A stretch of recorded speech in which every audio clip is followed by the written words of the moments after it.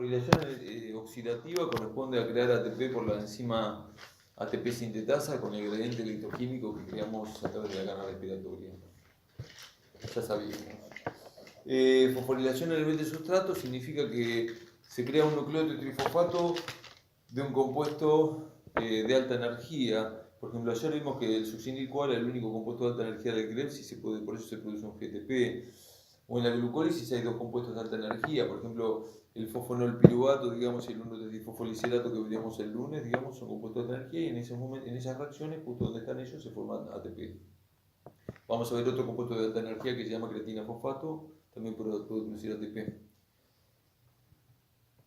¿Cuánto ATP se forma por fosforilación oxidativa y fosforilación a nivel de sustrato, digamos, en la degradación de la glucosa? Si tuviéramos que discriminarlo, digamos, o sea, mirá, en la glucólisis se forman dos ATP que son fosforilación a nivel de sustrato, y en el Krebs se forma un GTP, pero vos de una glucosa tenés dos Krebs, porque tenés dos acetílicos, con lo cual cuatro solamente son fosforilación a nivel de sustrato, y la diferencia de 30 a 32, de 37 a 38, son todos fosforilación oxidativa, con lo cual, si no tenés fosforilación oxidativa, lo que ligás es muy poco.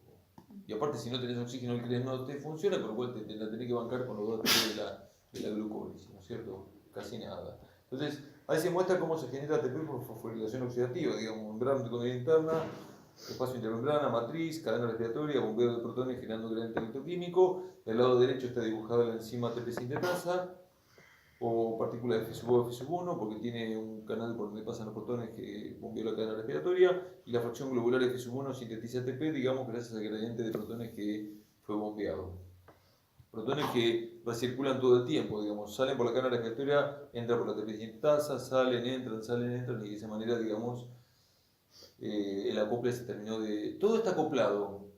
O sea, la composición de todo, más o menos ha sido lo siguiente, digamos, o sea, sigo con la glucosa, pero pueden ser ácidos grasos o pueden ser aminoácidos, ¿no? O sea, la glucosa se descompuso, solamente dio 2 ATP, dando piruvato. El piruvato hizo de carboxilación oxidativa para dar acetil-CoA, la acetil-CoA entra al Krebs.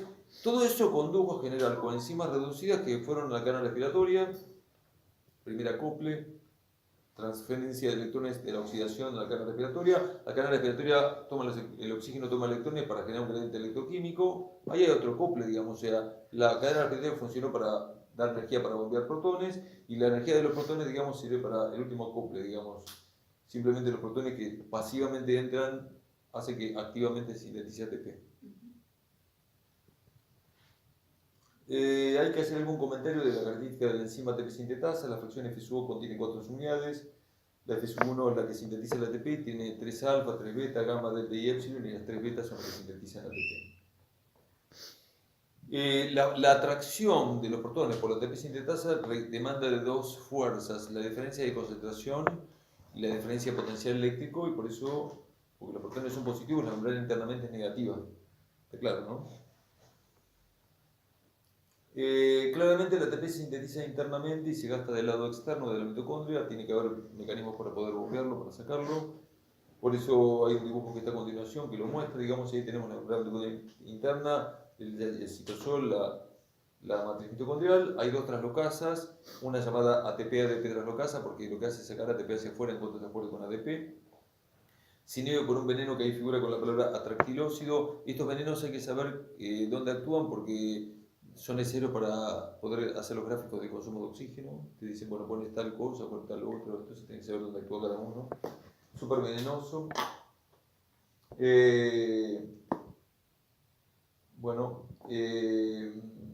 Y si entró ADP, tiene que haber otra translocasa que entre fosfato. Ahí está la de abajo, que entra el fosfato conjuntamente con los protones, razón por la cual se llama fosfato protón translocasa. ¿Está claro?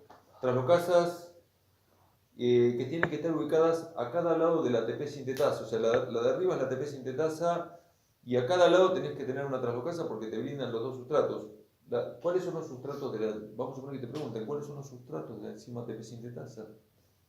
La reacción que cataliza la ATP sintetasa es ADP más PI, flecha ATP más agua. Supongamos que te pregunten, escriba reactivos o productos de la ATP sintetasa. La síntesis de ATP. Pone agua también como producto, ATP más agua. Está claro, ¿no es cierto? Los sustratos son ADP y PI. Cada translocasa te brinda un sustrato distinto. Por lo tanto, las dos tienen que estar localizadas a ambos lados de la enzima ATP sintetasa para obtener los sustratos, porque el corrigerente de protones se transforma en ATP.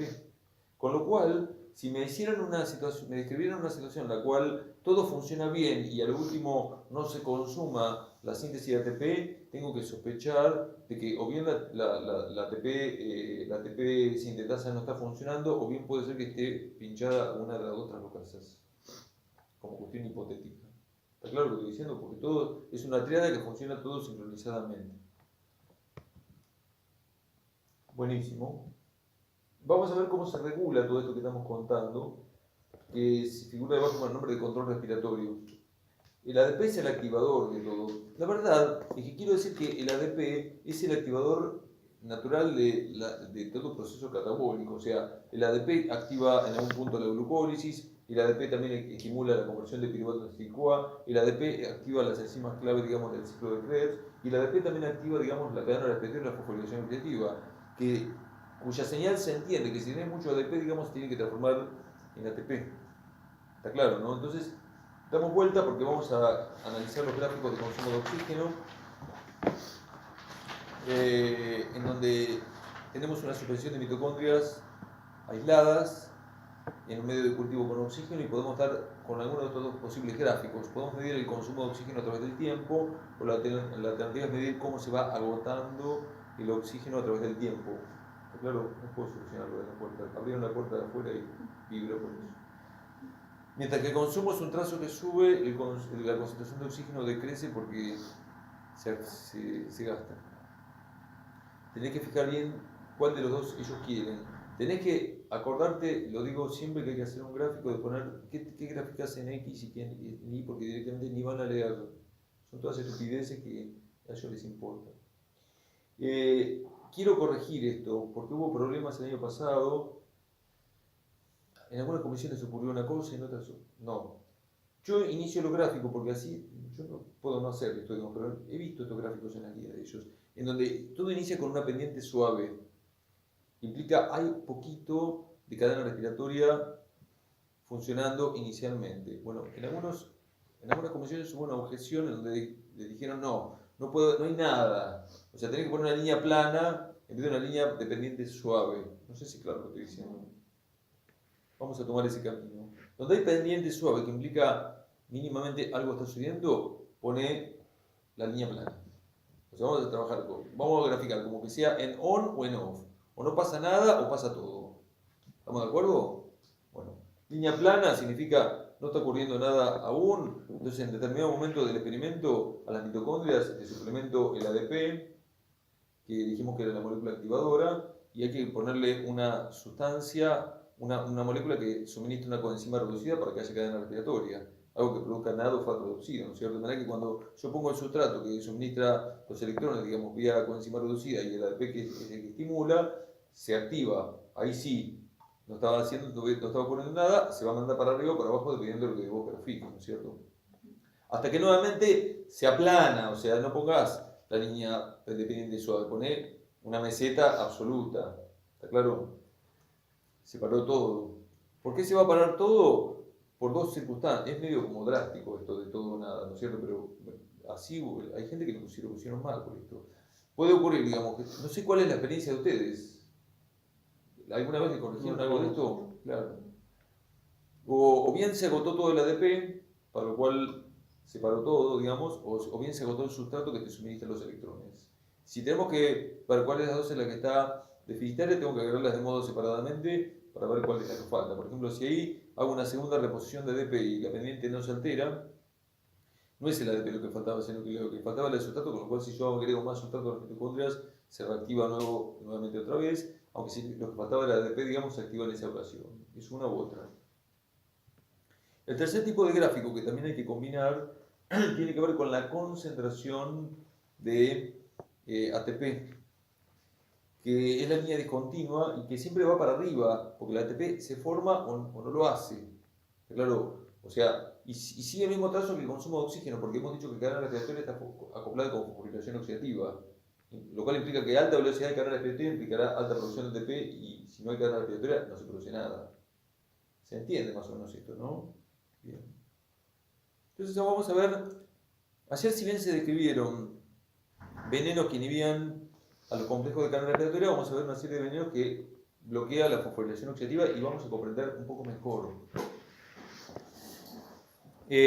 Agentes desacoplantes, el dibujo lo explica y lo vamos a mejorar. Suele ser un compuesto orgánico, un ácido débil o un ionóforo. Es una sustancia que, ya sea que ionóforo o ácido débil, que ahora voy a explicar qué quiere decir cada cosa y cómo lo hace, captura protones en el espacio intermembrana y te mete los protones en la matriz mitocondrial, pero cruzando la membrana mitocondrial interna en vez de que pase por la ATP sintetasa. El desacoplante boicotea todo lo que ocurrió porque desvía los protones por la membrana y no pasan por la ATP sintetasa, de manera que no va a haber fosforilación oxidativa, ¿no es cierto? No hay producción de ATP por la ATP sintetasa, pero como los protones vuelven a entrar, siguen siendo bombeados por la cadena respirativa y por lo tanto sigue habiendo respiración celular, sigue habiendo consumo de oxígeno. Aunque la energía del gradiente que no quedó atrapada como molécula de ATP, digamos, se disipa como calor. O sea, el desacoplante siempre produce un aumento de temperatura producto de que la energía no quedó atrapada como ATP, sino que se pierde como calor inútil, una cosa así. ¿Está claro? Quiero decir una cosa, lo he visto. Las mitocondrias de estos experimentos tienen que estar intactas. Si vos rompés la membrana mitocondrial interna por adición de un detergente que disuelve los lípidos, que genera agujeros, ponele, ¿no es cierto? O mecánicamente, por ultrasonido, se rompen las membranas también, se disipa el gradiente de protones y olvidate, no vas a tener nunca fosforilación oxidativa. Tiene que estar el compartimiento perfectamente sano. Quedamos claro con qué es lo que hace un desacoplante, ¿no es cierto? O sea, como está acoplada la cadena respiratoria con fosforilación oxidativa, rompe dicho acople. Ejemplos de drogas que ahí están indicadas como desacoplantes, cita una que se llama 2,4-dinitrofenol o DNP, el dicumarol, la aspirina, se han preguntado. Aspirina, un ácido débil, digamos, que tiene accionar desacoplante, sobre todo tomamos la de 500 miligramos y los chicos toman la de 100 miligramos, la aspirineta, porque tiene efecto tóxico. Aspirina tiene varios lugares de acción, digamos. Aspirina inhibe producción de prostaglandinas y riboxanos. Aspirina también desacopla producción de ATP a nivel tisular si está en altas dosis. Valinomicina es un ionóforo de potasio. ¿Qué significa ionóforo? Un ionóforo es una molécula que se comporta como un canal de membrana, que en este caso específicamente deja fluir libremente potasio. Y si yo permito que el potasio, digamos, deambule libremente entre ambos compartimentos, neutraliza la diferencia de potencial eléctrico. O sea, anulo la componente eléctrica. Claro, se necesitan de las dos componentes, la eléctrica y la química, para atraer los protones hacia adentro de la mitocondria. Si la componente eléctrica se hace nula, hay menos fuerza para capturar los protones y por tanto no hay fosforilación oxidativa. Este desacoplante, la valinomicina, no genera calor. Va a decir eso el apunte. Y después tenemos un par de desacoplantes fisiológicos. Cita la proteína termogenina del tejido adiposo pardo, que tiene por función producir calor, y hormonas tiroideas. Claramente todos sabemos que una de las funciones que tienen es la termogénesis, y generan calor hormonas tiroideas mediante la expresión genómica de proteínas que producen un desacoplado parcial, porque no puede ser total en los tejidos, de cadena respiratoria de fosforilación oxidativa. Entonces, quiero que analicemos el siguiente punto. O sea, vamos a ver el gráfico que está abajo primero. Y ver cómo está hecho. Mirá compartirlo con ella, que tiene quizá un poco una versión más completa. Están las tres trazos puestos, los tres posibles.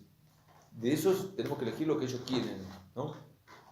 Entonces, está bueno poner en el eje de la Y lo que vas a graficar, en el eje de las X la variable tiempo, y fíjate que hay líneas verticales, que son los lugares en donde vos agregaste algo para ver cómo cambia el trazo en ese momento. Está bueno organizarse así. Entonces, acordate que hay que corregirlo digamos, porque a alguien no le gustó en la cátedra, digamos. Iniciamos con una pendiente nula, no una baja pendiente. Está claro, ¿no? Y en cierto momento agregás, por ejemplo, ADP y un sustrato X, con lo cual se activa todo, los tres. Y un tiempo más adelante agregás el desacoplante, en lo cual la adición del desacoplante hace que prosiga la cadena respiratoria, lo que sea todo que ver con oxígeno sigue su curso, pero se interrumpe la fosforilación oxidativa. ¿Lo vemos todos esto? También está mentiroso lo que está ahí. vamos a analizar lo siguiente, dos cosas quiero decir, y quiero que pensemos entre todos. Vamos a suponer que tenemos un cultivo de células en el medio, un experimento in vitro, células de las que te guste, que tengan metabolismo oxidativo, que tengan mitocondrias, y le agregamos aspirina. Pregunta para todos, que está escrito al lado del gráfico, pero yo quiero que lo pensemos. ¿Cómo van a ser los niveles de ATP en el cultivo celular cuando yo agrego aspirina? Sí, estamos hablando de que no hay producción de ATP por fosforilación de magnesio. Y para mucho menos, o sea, todo lo que sea mitocondrial, dijimos que de los 35 que te da la glucosa, 4 son fosforilación a nivel de sustrato y todo lo demás es fosforilación oxidativa por la ATP sintetasa. La verdad que disminuye sustancialmente. Está claro, ¿no es cierto? Cae mal el ATP. Por lo tanto, si el ATP cae mal, digamos, cuando vos le pones aspirina a la célula, digamos, no vimos la glucólisis, pero usemos el sentido común, y ya la vieron en su momento. ¿Cómo estaría la velocidad de degradación de la glucosa? Y sí.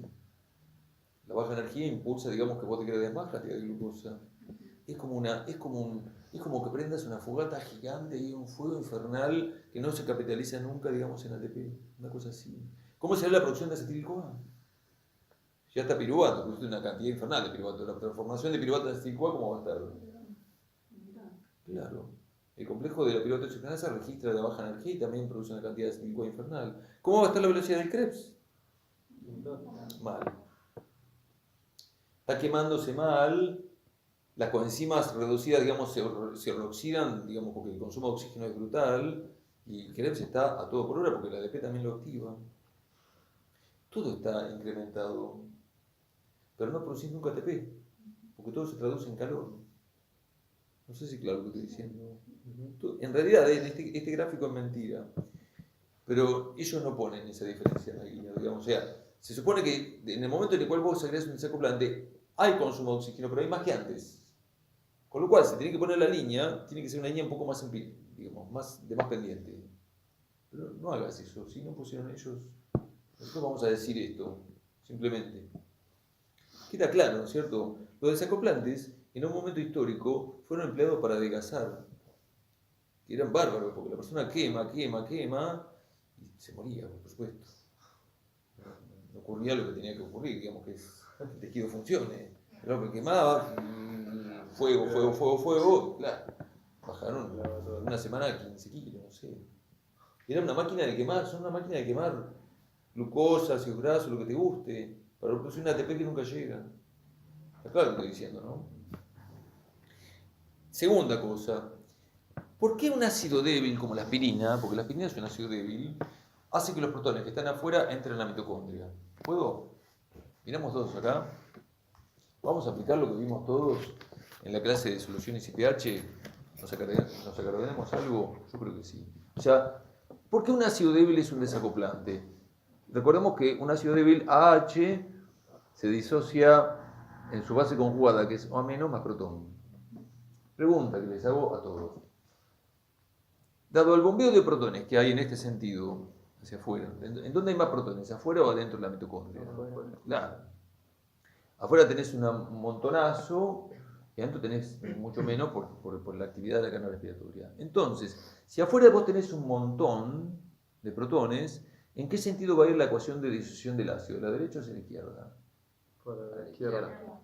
Perfecto. Lo que va a ocurrir afuera de la mitocondria es que se forma el ácido.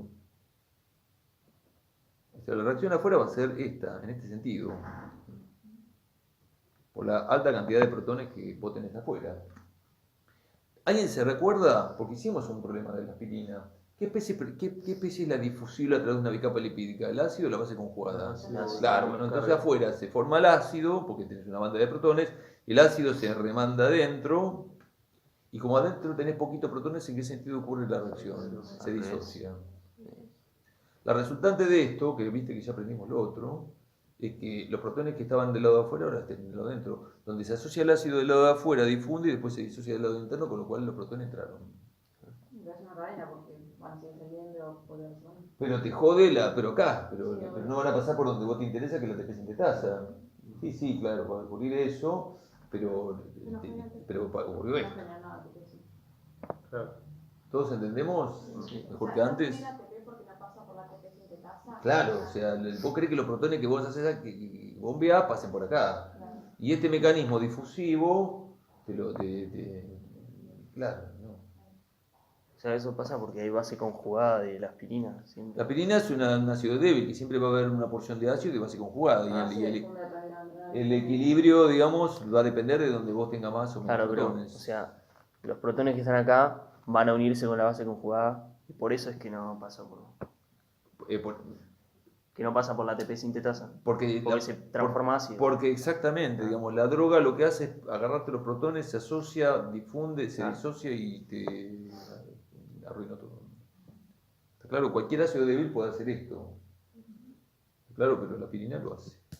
Bueno, esto está más claro, ¿no es cierto? Y acordate de que dijimos, digamos, en relación al consumo de cómo varían las velocidades de todo. Con el desacoplante todo evento catabólico se dispara mal, porque no tenés bajo el ATP.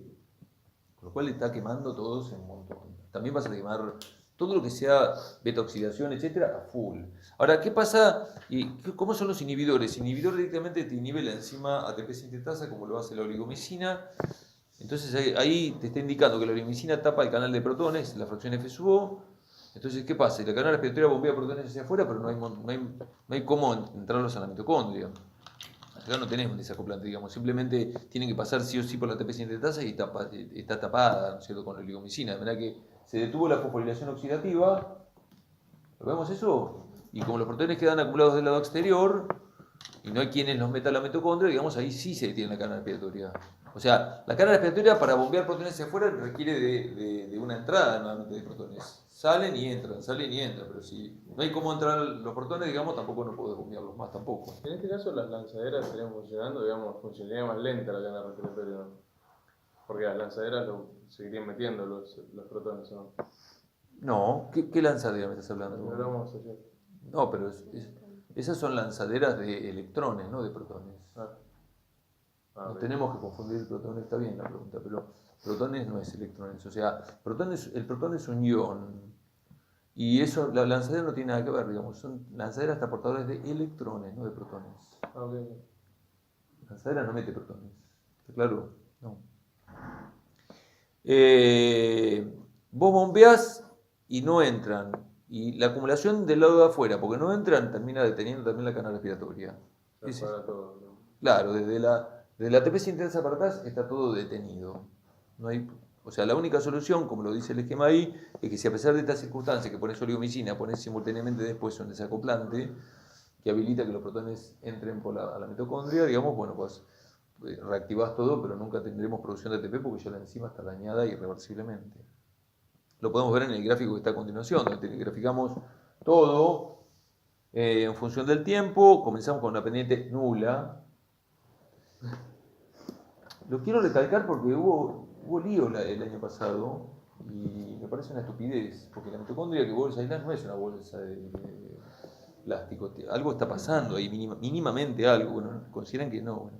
En cierto momento creás ADP isotato, con lo cual se reactiva, y cuando creás oligomicina se plancha todo, ahí lo podemos ver claramente. Y con el desacoplante, digamos, se reactiva solamente la parte de consumo de oxígeno, pero no la producción de ATP. ¿Se entiende, no? ¿Qué preguntaron en un examen? Lo siguiente, ¿cómo va a aparecer esto en el examen? En el CHOI va a aparecer algo que es un gráfico que te va a ser A, B, C o D. O he visto también esto preguntado, te describen el gráfico con palabras. O sea, primero esto, tenés que leerlo, pero es lo mismo. ¿Qué pasaría con este gráfico que todos estamos viendo si yo altero el orden? ¿Qué pasaría si yo agrego el desacoplante primero y la oligomicina después? No. ¿Sería igual el gráfico? No. ¿Qué les parece? ¿Qué sería como? Que nada mucho, porque tenés que poner el desacoplante después de la oligomicina. No, vos podés ponerlo en el orden que vos querés. O sea, ahí Claro, está puesto primero la oligomicina. Tiene Pará, vamos a ordenarlo. Se me ocurrió a mí poner ahí primero la oligomicina, que plancha todo, y el desacoplante arregla la cadena respiratoria. Pero mi pregunta es, yo quiero hacer un experimento distinto. ¿Por qué no? Ellos pueden permutar, pueden lo que vos quieras. Primero a la mitocondria le ponemos el desacoplante y después ponemos la oligomicina. Yo quiero así. ¿Cómo sería el gráfico? El de ATP sería igual, Sube más el otro y después se va finalizó. subiendo oxígeno y cuando le agregas la oligomicina cae. Pará, vamos con el consumo de oxígeno, ¿qué le ocurre, digamos, frente a este orden de cosas? Y igual, Sube y después se plancha. No, no se plancha. No como Es que siempre No, pasa claro, algo sí, acá. sí. O sea, yo pongo el desacoplante. Ya con el desacoplante, la cadena respiratoria funciona. No, funciona siempre la cadena respiratoria. Sí, pero no sé. Pará, no, estamos hablando del oxígeno ahora. Es el oxígeno, estamos hablando del oxígeno, son dos cosas distintas. Una cosa es hablar del ATP. Vamos, nos concentramos en el oxígeno. Sí. Antes, cuando yo ponía primero oligomicina, el consumo de oxígeno se paraba y con el desacoplante lo arreglaba. Ahora, si yo pongo al revés, primero pongo el desacoplante, después pongo la oligomicina, si pongo el desacoplante anda y después si pongo la oligomicina sigue andando porque está el desacoplante que me salva.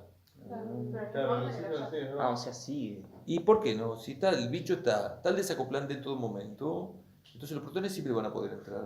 Entonces significa que por más que pongas oligomicina, pará, pero bueno, con el ATP sí va a haber un cambio. Bueno, sí. Bueno, entonces, Ahí pará. sería todo recto. Entonces. Eso preguntaron, entonces la gente se estudia de memoria esto y después dice al revés cualquier cosa y claro, con el desacoplante siempre te mandas, ¿no? Siempre mete los protones en el desacoplante, nunca va a parar ya sea que haya o no haya oligomicina. Ahora cuando pones oligomicina no pasa nada, pero con el ATP vos qué vas a ver, ya con el desacoplante no había ATP, no tenés que esperar la oligomicina, ya con el desacoplante no había ATP porque los protones no estaban entrando y con la oligomicina ya sigue no habiendo tampo, porque es peor, porque ya directamente la ATP sintetasa está muerta. Claro, ¿cómo sería? Lo vamos a hacer. Lo vamos a hacer porque no están, como te escucharon tantas veces esto, entonces apareció algo nuevo que generó una ruptura mal. O sea, una cosa así sería. Tengo una pregunta. Por más que pongas el desacoplante primero y después la oligomicina, no pasa nada. No es que sí o sí tiene que ver el Depende de qué esté hablando, si de consumo No, de- con el de consumo de oxígeno. ¿Lo gráfico? Sí. Mirá, podemos hacer los tres, digamos. Consumo de oxígeno, concentración de oxígeno y concentración de ATP. A ver, entonces, a tiempo cero no tenés nada, ni de consumo de oxígeno, ni de concentración de oxígeno, ni de concentración de ATP. ¿Está claro? Acá llega el momento en el cual se me ocurrió poner el ADP con el sustrato. Con lo cual se activa este también y este también. ¿Está bien? Acá se me ocurrió poner primero, bueno, me salió medio mal, el desacoplante. No la oligomicina, quiero poner el desacoplante. ¿Qué va a pasar con la línea continua? Continúa. Bueno, se me va a ir al negativo. ¿Y con la asociación de ATP qué va a pasar? Sí. Ya está, fue. ¿Y si pongo después la oligomicina? Y igual. Chao, loco.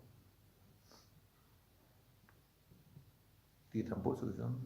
Este no tiene nada que ver con este. Porque simplemente lo puse en sentido al revés. Queda claro, ¿no es cierto? Tenemos que tener presente el sustrato que ponemos en estos experimentos. Ya aclaramos que podemos entrar a través del NAD o a través del FAD reducido, digamos. O sea, si productores de NAD reducido podrían ser malato, glutamato, piruvato y productores de FAD reducido, succinato. Entonces, ahí te dice, digamos, que pones malato y ADP y pones rotenona que inhibe el complejo 1, con lo cual se traba el toque. Pero si ponemos succinato y inhibimos el complejo 1, no se traba nada porque se traba a través del complejo 2, con lo cual continúa. Con lo cual una vez preguntaron, no me acuerdo, fue un examen final de hace un año por lo menos. Nosotros no vimos la beta-oxidación, pero yo voy a hacer el comentario. La beta-oxidación genera acetil-CoA y NAD y FAD reducido. Te digo esto. Entonces te decían que vos ponías una supresión de mitocondrias y ponías ácidos grasos para que hagan beta-oxidación, pero le ponías rotenona o amital, que son los dos porquerías que inhiben el complejo 1. Entonces te preguntaban si en esas conexiones experimentales, que poniendo rotenona y amital con ácidos grasos que hacían beta-oxidación, era posible obtener algo de ATP.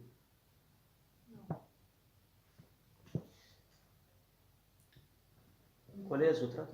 El sustrato es un ácido graso. Que rotenona te inhibe complejo. Que te da, pará, yo tengo que hacer esta aclaración, que después lo estudiaremos, digamos. El ácido graso te brinda NAD reducido, FAD reducido y acetil-CoA.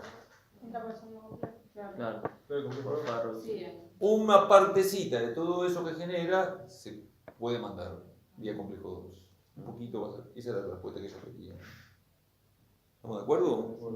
Y pero eso. no había un complejo que si estaba inhibido ahí sí te frenaba todo. Claro, pues el tercero. Tercero. Sí, pero si tenemos un sustrato que te da, en este caso el sustrato te da tanto nada como para reducido, con lo cual algo de eso se va a colar, ¿no es cierto?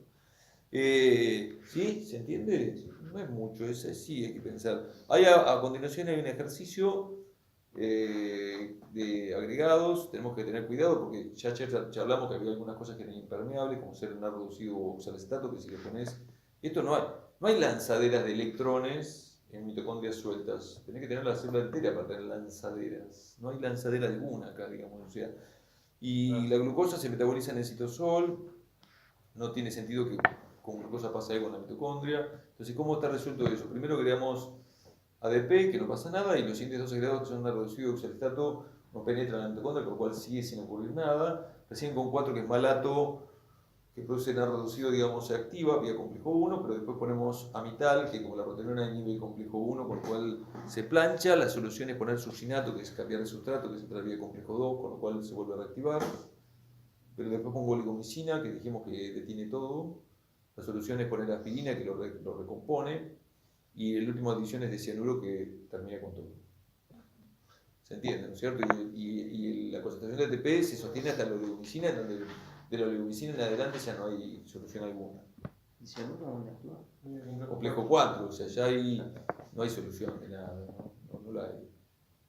Igual en las otras, ya no hay solución para las otras porquerías que vos ponés, digamos, pero en realidad todo sigue ocurriendo, pero con cianuro ya se detuvo todo. Damos vuelta. Considero que es un tema simple, muy preguntado, que ya le buscamos algunas cosas que va a entrar esto.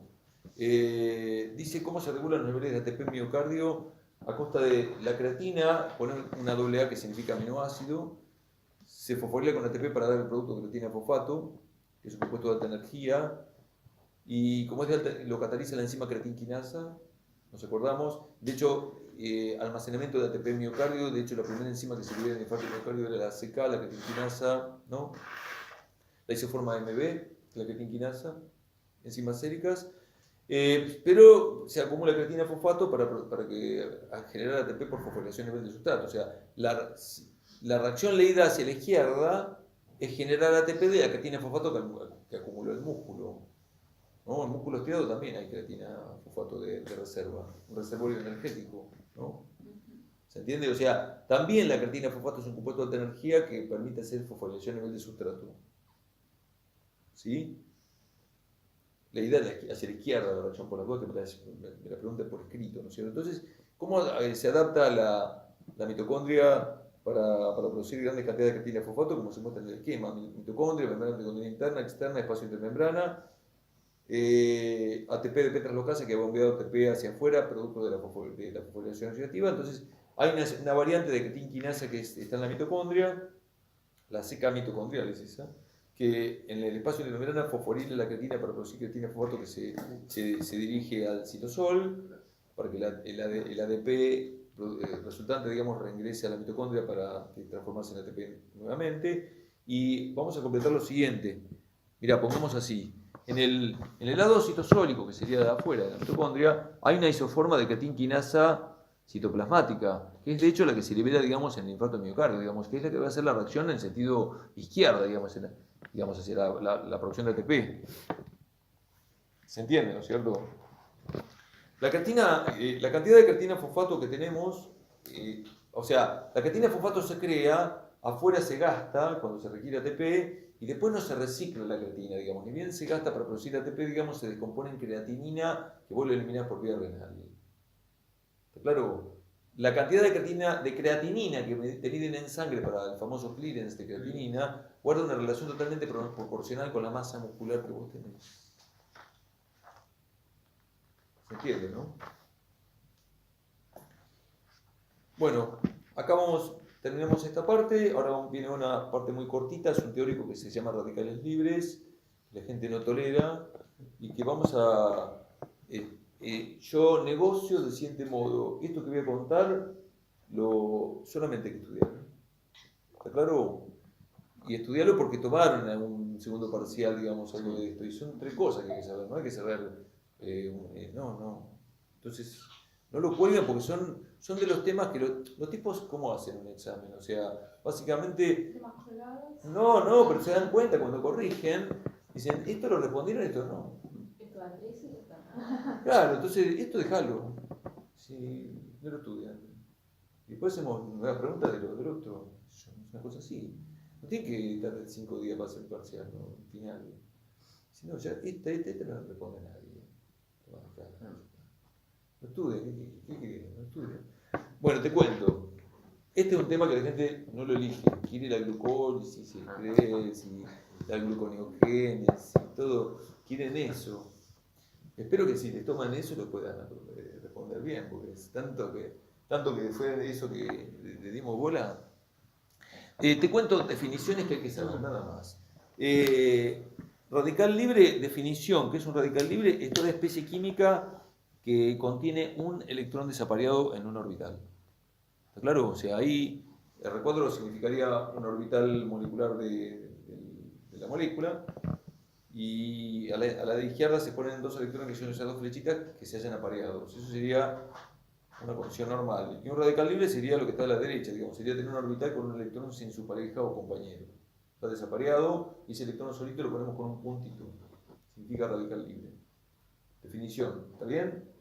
Segundo, ¿cómo se forma genéricamente, formación general de radicales libres?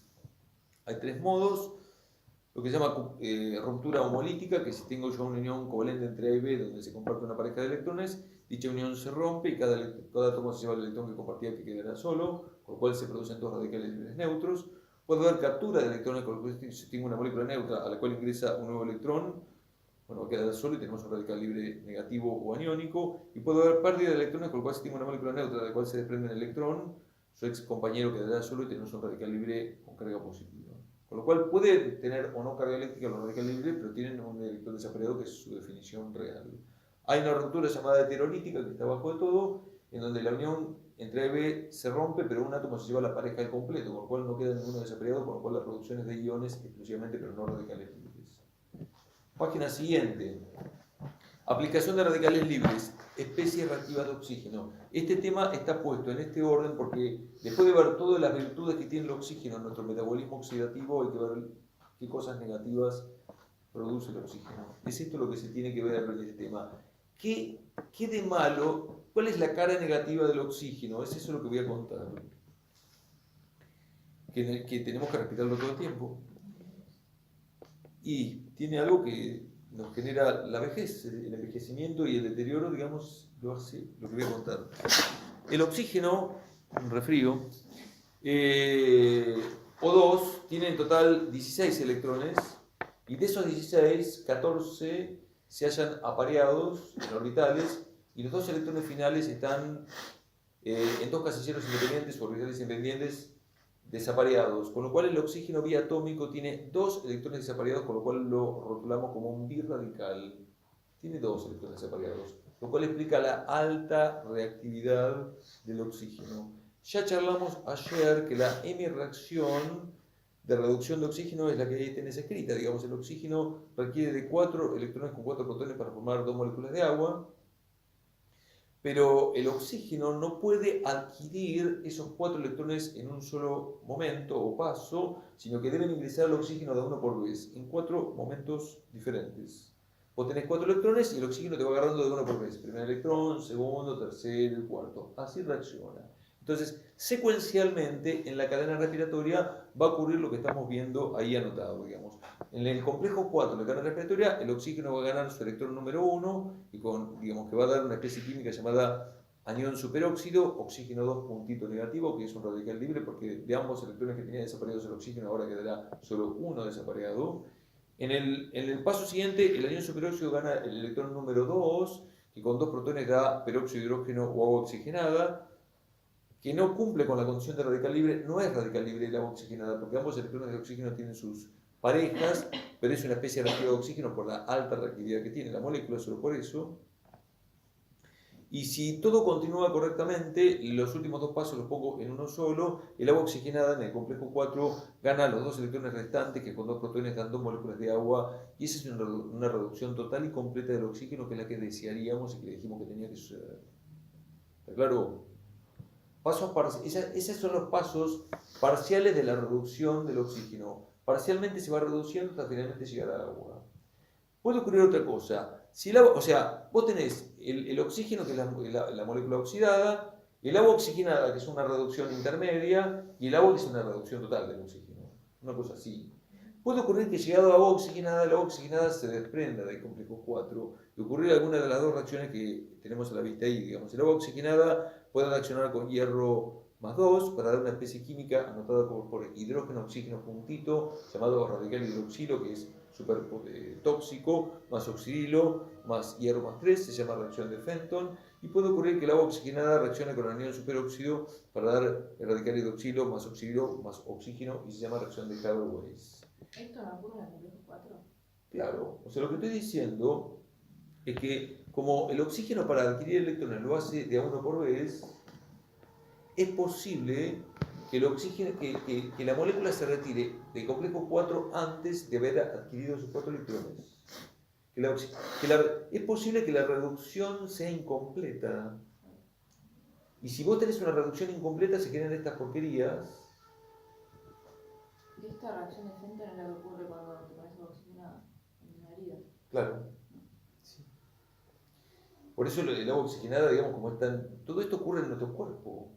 O sea que así como el agua oxigenada mata un germen que te pones en la superficie, también el agua oxigenada te revienta los componentes celulares que tienes adentro, te los oxida también. ¿Está claro?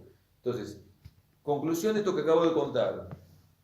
Definición de una especie reactiva de oxígeno. ¿Cómo definirlas? Son especies químicas que se obtienen de la reducción incompleta del oxígeno. Si el oxígeno se va de la reducción incompleta del oxígeno, salen los ceros. ¿Está claro? Esto ocurre todo el tiempo. No es posible tener una respiración con un 100% de rendimiento. ¿Está claro? No es 100% de rendimiento. No pueden todos los oxígenos que respiramos llegar a agua perfectamente. Algunas se van antes. Y por lo tanto generamos todo el tiempo especies reactivas de oxígeno. ¿Está claro? Que son la causal, es el costado negativo del oxígeno, son la causal de nuestro deterioro, nuestro envejecimiento. Es así, muchas patologías también, por esto. Si te siguen a preguntar, escriba cuáles son los eros, son 3.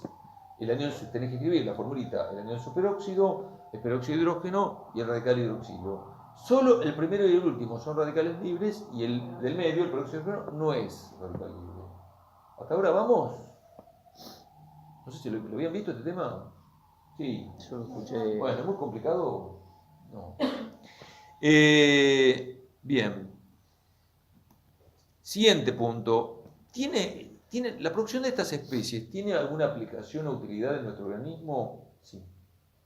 Utilidades posibles. Dice abajo, respuesta inmune inespecífica. Significa que células inmunes como ser macrófagos o granulocitos como ser neutrófilos, eosinófilos, etc., cuando fagocitan un agente infeccioso que puede ser virus, bacteria, hongo, parásito, lo que te gusta, en ese preciso momento en el cual se fagocitan lo que quieren eliminar, aumentan a propósito el consumo de oxígeno para producir eros y aniquilar lo que se fagocitaron, generando pus. El macrófago o eosinófilo o lo que fuera se inmola con el agente infeccioso que se comió porque genera una gran cantidad de eros que dice, bueno, yo me caigo al vacío, pero te llevo a vos conmigo. Ocurre eso. El pus que vemos, digamos, en una infección es eso, el producto de esto que estoy diciendo. Se murió el glóbulo blanco, pero a veces no lo mata y por eso el pus a veces es infeccioso. No lo logra. Y otro lugar donde hay empleo de esto, digamos, es en la síntesis de hormonas tiroides. Todos seguramente que cursaron oficio vieron que en la glándula tiroides hay una enzima llamada peroxidasa tiroide que requiere como reactivo indispensable el agua oxigenada para hacer hormonas tiroides. Con lo cual, la producción de eros en algunos lugares de nuestro cuerpo tiene relevancia. Pero no es lo que charla el apunte. El apunte tiene otro enfoque que se cuenta a continuación. El apunte te tira que si la producción de eros de un tejido supera a los sistemas de defensa, si hay una sobreproducción de eros, se cita que el tejido entra en un cuadro llamado estrés oxidativo, que produce algo llamado daño oxidativo. ¿Por qué el daño de los eros es que es oxidar, como lo hace el agua oxigenada cuando nos desinfectamos? Porque como el ero quedó incompleto en electrones, entonces va a querer robar los electrones que le faltaban.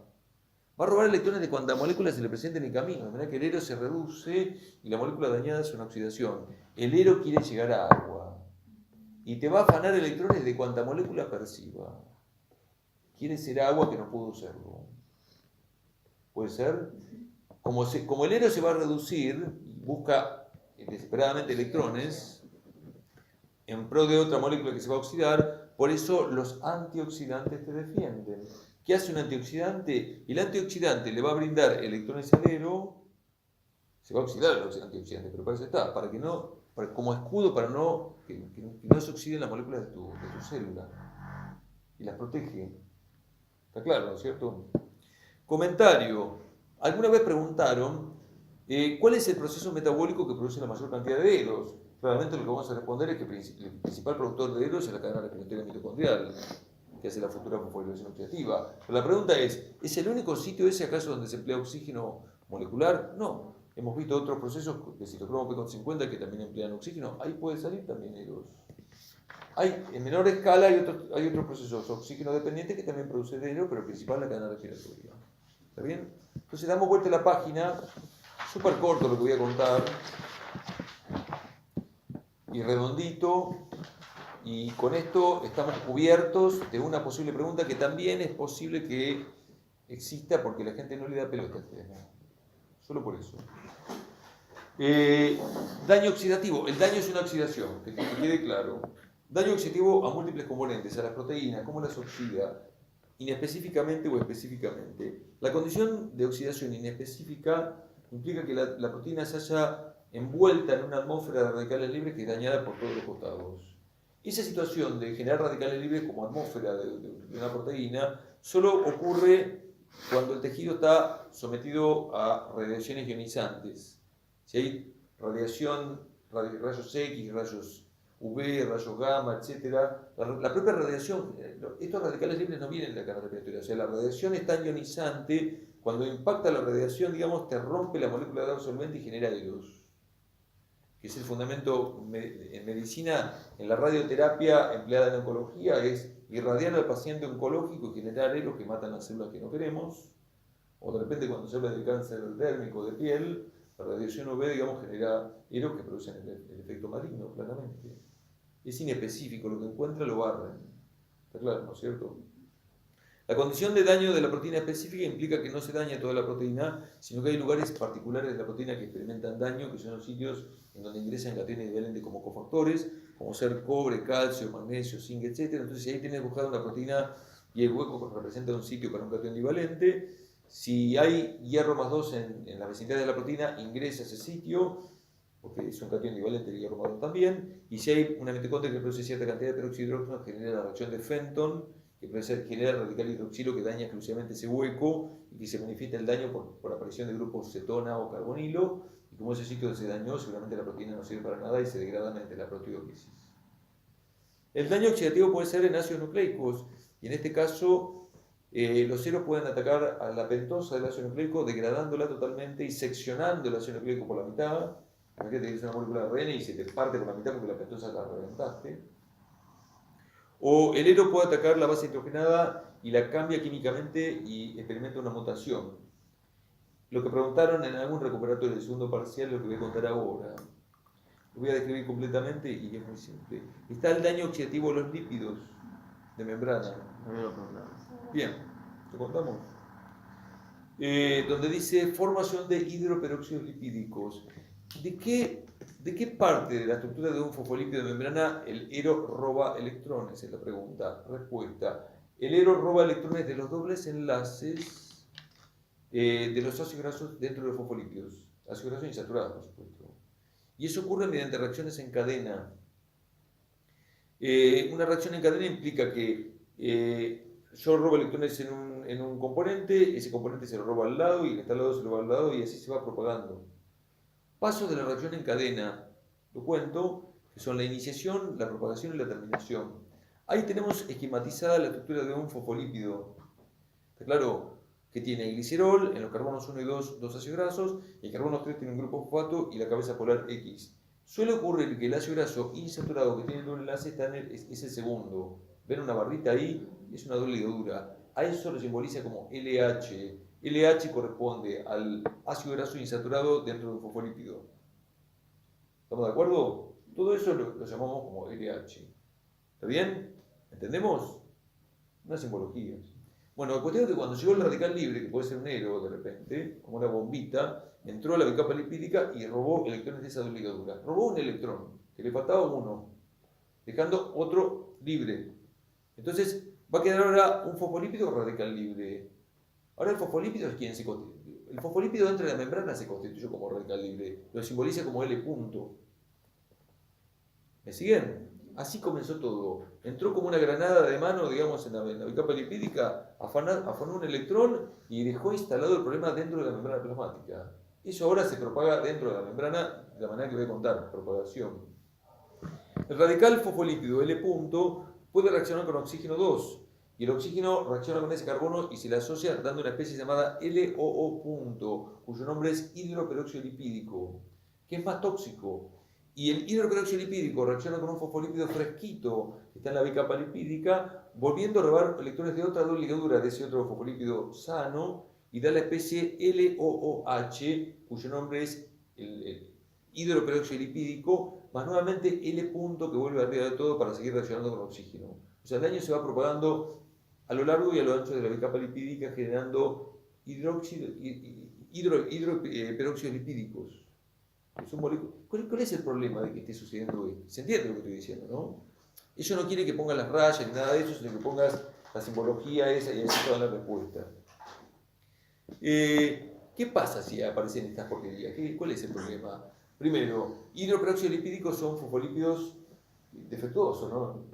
No son componentes normales. Segunda cuestión, esa es la que más, en todo caso, las dos últimas son las que más importan. El daño, digamos, sobre lo que va haciendo es haciendo desaparecer las dobles ligaduras de los ácidos grasos. Y las dobles ligaduras son un determinante para que la membrana sea fluida, la membrana se torna cada vez más rígida. Tercer cosa, peor, donde se incorporó oxígeno en la cadena, ocurre luego un evento de degradación. La cadena se fragmenta y se generan productos tóxicos adentro de la célula. O sea, perjuicio de lo que estoy contando en la capa lipídica. No puede pasar nada. No puede pasar nada para que te ayude a restaurar la célula adentro. No, pasa que tiene. Ahora vamos a ver si hay una parte. No permite el pasaje de membrana porque está haciendo rígida y adentro está claro, bueno. cosa para matarlo. Vamos a ver ahora que tenemos el tema de defensa y tenemos cómo contrarrestar esto, digamos. Pero va a ocurrir lo que estás diciendo vos. O sea, presencia de moléculas defectuosas, hidroperóxidos lipídicos, rigidización de la membrana por desaparición de dobles enlaces y producción de moléculas tóxicas. Lo cual esto no ocurre solamente en la membrana, ocurre, o sea, si vos agarras una botella de aceite, no sé si alguna vez lo han hecho, o viejo, y dejás, el aceite tiene que estar tapado, no tiene que estar la botella tiene que ser oscura en la medida de lo posible. Si vos destapás el aceite, que tiene ácidos grasos insaturados, y entra el oxígeno, pasa esto. Y eso llamamos rancidez. El olor fuerte, no son las bacterias las que están haciendo eso, es el oxígeno ambiental que está degradando los lípidos. Cuando vos tenés una crema, un cosmético, que tiene fecha de vencimiento, no son los gérmenes los que descomponen, tiene una base lipídica el cosmético seguramente, digamos. El oxígeno ambiental te lo jode de esta manera. Está claro lo que estoy diciendo, ¿no? La fase número 3 es la terminación. La terminación tiene que terminar porque si no todo se desvanece, se acaba la célula. Entonces la terminación puede ser concebida como el choque entre dos radicales libres que se neutralizan mutuamente el uno con el otro, y lo más habitual que sucede es la intervención de un agente antioxidante, que para eso lo tenemos. Vamos a la última hoja. ¿Zafa esto? Sí. Hay que tener una oportunidad y nada más. Última hoja. ¿Cómo nos defendemos? O sea, para que todo esto no suceda. Pues va a suceder esto, pero hay que contrarrestarlo. Sistemas de defensa pueden ser primarios o secundarios. Primarios son aquellos que directamente atacan a los radicales libres. Pueden ser algunos ceros y pueden ser algunas moléculas que no son ceros, que vamos a mencionar alguno que otro. El antioxidante más importante se llama vitamina E, cuyo nombre químico es tocoferol, una vitamina liposoluble, con lo cual está re bueno tener mucha vitamina E en el cuerpo porque nos defiende nuestras membranas maravillosamente bien. Claramente vitamina E de origen vegetal, verdulería, ¿no? Es así. Vitamina C, ácido ascórbico, vitamina hidrosoluble. ¿Está claro? Si agarramos una manzana y le ponemos limón, no se pone negra, la protegemos del oxígeno ambiental, no se oxida. ¿Está claro? Vitamina A, retinol o retinal, liposoluble también, tiene otras funciones. La pregunta que a menudo formulan es: indique cuál es el único antioxidante que sintetizamos en el cuerpo. La cuarta, el glutatión. El glutatión es el único antioxidante que hacemos nosotros mismos en las células, en los tejidos. Un tripéptido del cual voy a hablar cuando veamos metabolismo de aminoácidos. Y los tres últimos no le daría mucha bola. Son totalmente hipotéticos y teóricos y nadie sabe. Nadie sabe si la bilirrubina, que vemos que es del catabolismo de Hemo, tendría potencial oxidante. El ácido úrico que te genera gota de colmo tendría potencial, pero la verdad no le pongo mucha ficha.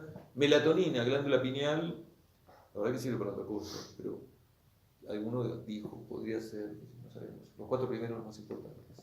Después están moléculas que nos protegen, llamadas atrapadores de radicales libres, que cita de algunos pigmentos que están en algunos alimentos cuyos nombres químicos son flavonoides y antocianos, cuando cita el vino tinto, o los arándanos, o los frutos rojos, o muchas cosas que comes, y dice esto tiene alta capacidad antioxidante, y que es real. Cuanto más sea la calidad digamos, de lo que vos comas, seguramente te vas a enfermar menos. Porque hay una relación directa entre capacidad de defensa de Eros y sistema inmunológico. ¿Se entiende lo que estoy diciendo? Es directa la relación. Si vos tenés posibilidad de dar más, el sistema inmune crece, digamos, cuanto mayor cantidad de estas cosas vos tenés. Último, enzimas que degradan Eros, que están en los peroxisomas. Tenemos que saber las tres enzimas y te preguntan por escrito que escribas las reacciones que catalizan cada una de las tres. Tenemos que aprenderlas. La primera es la superóxido dismutasa, indicada con las siglas de SOD, que requiere de cobre y zinc. Ahí tenés la reacción que cataliza, dos aniones superóxidos con dos protones, dan como producto agua oxigenada más oxígeno. Luego tenemos la catalasa, que requiere grupo hemo y que transforma dos moléculas de agua oxigenada en agua más oxígeno. La última se llama glutatión peroxidasa, enzima que requiere como cofactor de selenio. El glutatión, entre otras cosas, es un agente redox como el NAD o como el FA, digamos. Ponemos la simbología GCH cuando el glutatión está reducido y ponemos GSSG cuando el glutatión está en estado oxidado. Lo que se ve en la última reacción es que el glutatión se oxida para que el agua oxigenada se reduzca a agua. Acordate que esta reacción demanda del metal selenio. Son todos irreversibles, ¿no? Las tres. Sí. ¿Eso de dónde sale el selenio? Selenio es nada. La No, tierra. Por ahí. Te viene no sé. ¿Cómo lo consumís? ¿Qué sé yo? Supongo que en el agua debe haber algún poquito, la condición de metal que tiene que estar en traza, ahí tenemos, bueno, hierro uno come carne, ¿no es cierto? Algunos, pero debe tener, así como hay hierro, digamos, en las espinacas y estas cosas, deben estar también en muchos alimentos que yo no sabría decirte en este momento cuál, digamos, pero también el zinc, que bueno, no te vas a comer una chapa de... no vamos a hacer eso, pero debe haber, digamos, claro, pero debe estar en algún lado que comamos, que uno dice, bueno, qué rico nada más, ¿no? Bueno, sistema de defensa secundario, que significa, esto no te contrarresta los radicales libres, sino que te repara. Tenés una policía que te repara los daños que ya fueron causados. O sea, el tema es muy simple, digamos. O sea, una vez que está ocasionado el daño, ya está, fuiste, digamos. Tenés que próximo, ¿no es cierto? Entonces, tenés la proteasa que te descompone la proteína que fueron dañadas, las fosfolipasas que te van a dañar, te van a arreglar los fosfolípidos que fueron dañados y las enzimas que reparan el ADN. Hay que arreglar todo de alguna manera.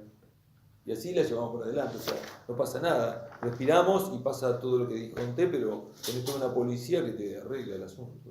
Y también tenés que comer bien, porque es verdad, no es filosofía, o sea, de acuerdo con lo que comas vas a tener más preparación o no, claramente sí. Hay una serie de casos clínicos, hay uno que me interesa particularmente. Te robé. Mirá, está esto, está esta hoja, y si querés, están acá citados los casos clínicos. Que vos, bueno, no importa. Acá, avanzá, y ahí están. Me interesa el último, que se llama hipoxia reperfusión. Podemos anotar algo si quieren ahí. O sea, imaginemos que una persona tenga un problema de irrigación sanguínea, no sé, padezca de isquemia, no sé, tiene una trombosis o hay una cirugía, y lo están operando, digamos, y en la cirugía tiene que cortar algo, pero no está llegando sangre, no llega oxígeno. Claro, experimenta hipoxia que no está bueno porque no respira, tiene un tiempo, digamos, si no se muere después, ¿no es cierto? Ahora, si vos resolvés rápidamente el tema de la hipoxia y viene la oleada súbita de sangre cargada con oxígeno, que es la reperfusión, eso también es malo, no tan malo como la hipoxia. Pero de no tener nada de oxígeno, tener súbitamente oxígeno, se genera una gran cantidad de eros que produce daño tisular, que en medicina se conoce con el nombre de daño por reperfusión. Daño por reperfusión significa, si no tenés oxígeno, va a venir después, no te la llevas de arriba. ¿Me explico? La hipoxia es peor. O sea, si te cortan no sé, viste el sueco que le pegaron un tiro y justo se le reventaron la femoral, no sé qué, bueno, ya está, no había oxígeno. ¿Se entiende lo que estoy diciendo, no? Y otra cosa que quiero decir, porque en el apunte va a decir, ¿por qué se produce enero? Digamos, ¿hay alguna enzima postulada? Sí. Ya la vimos, hay una enzima de metabolismo de nucleótidos, la santina oxidasa. Se llama oxidasa porque emplea oxígeno la santina oxidasa. Santina oxidasa transformaba hiposantina en ácido úrico a bajas presiones de oxígeno, pero cuando vos tenés altas presiones de oxígeno, aparte de producir ácido úrico, puede generar anión superóxido, puede generar eros. O sea que en la reperfusión parece que es la enzima número 1 en la cual se producen muchos eros. Hay otra parte que ahí está, que lo voy a dejar para cuando veamos lipoproteínas. O sea, la LDL se le llama colesterol malo y es la responsable de la formación de las llamadas placas de ateroma. Y no es malo porque tiene una función súper importante. Pero la LDL, cuando está en alta cantidad, en la zona vascular lo que más le ocurre es que se oxide por radicales libres. Y las LDL oxidadas no son tomadas por los tejidos y son la semillita en el pared vascular, digamos, en la cual comienza la formación de la placa de ateroma, que después voy a contar mejor, ¿no es cierto? Otra cosa que ahí figura se llama retinopatía del prematuro. El prematuro tiene, los ojos son casi lo último que se forma. Y si es prematuro ya hay una diferencia importante. Cuando nace el prematuro, si se lo somete negligentemente al oxígeno ambiental, por eso hay que poner una incubadora cuidándole eso, digamos, el oxígeno puede ocasionar radicales libres que dañan la retina y generar ceguera de nacimiento directamente. Claro, daño retiniano que no tiene que ser ceguera, pero que le va a quedar toda la vida. Radicales libres. Y por último, hay una enfermedad rarísima llamada enfermedad de Kellan, en donde hay una deficiencia rarísima. Hay una deficiencia de selenio. Hemos dicho que el selenio es un cofactor de la glutatión peroxidasa, con lo cual la persona tiene un sistema de defensa menos que lo que debería tener, de vejez prematura. No creo que jodan mucho con esto. Ilustra un poco lo que hemos contado. Vamos a lo último. En la página de atrás, a ver si hasta dónde me da la voz. Habla de óxido nítrico. NO, óxido nítrico. Preguntaron también en el final. Siempre preguntan óxido nítrico. Óxido nítrico está en este tema y está en el tema de neuroquímica que hemos visto el lunes. Lo de neuroquímica te lo cuento acá. Combinamos todo. Óxido nítrico, molécula que tiene 15 electrones y como el número es impar, uno va a quedar solo en orbital.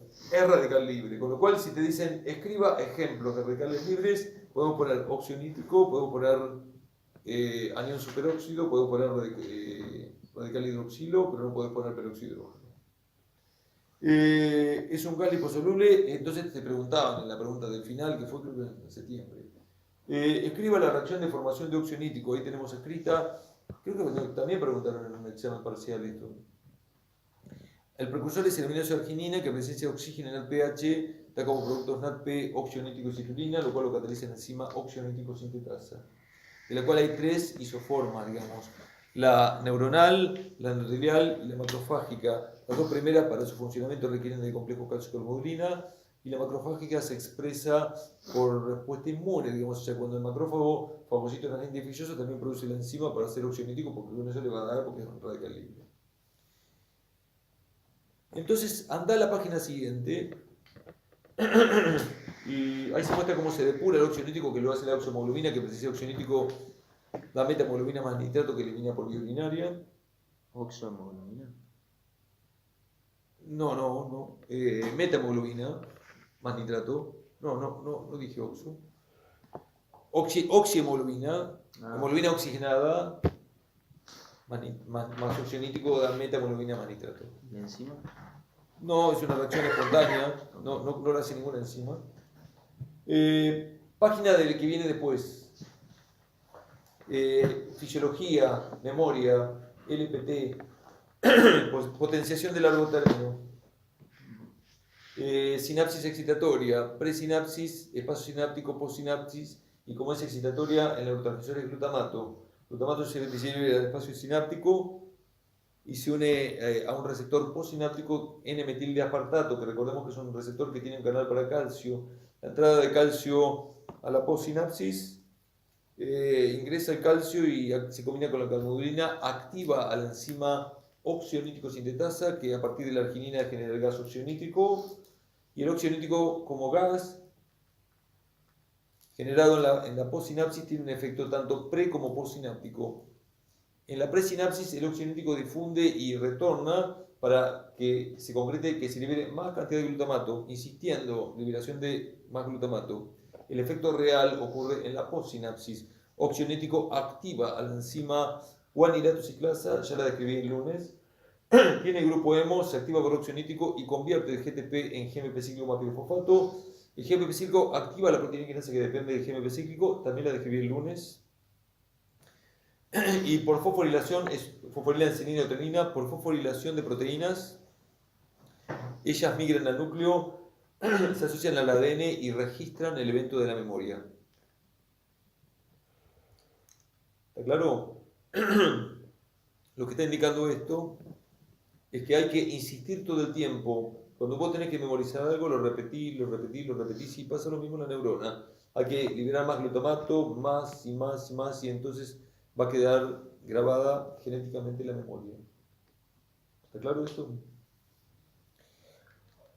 Página anterior. Ya termino. Ya no puedo hablar más. Toxicidad del óxido nítrico, claramente. También tiene efectos tóxicos. Puede reaccionar con oxígeno para dar otro radical libre, que es el dióxido de nitrógeno, súper tóxico. También puede reaccionar con el grupo sulfidilo de las proteínas y dar productos tóxicos llamados nitrosotioles. Y también tiene la habilidad, el óxido nítrico, de dañar nuestras membranas lipídicas en reacciones en cadena, formando hidroperóxidos lipídicos, igual que los ceros, pero también lo puede hacer el óxido nítrico. ¿Estamos de acuerdo? Apaga.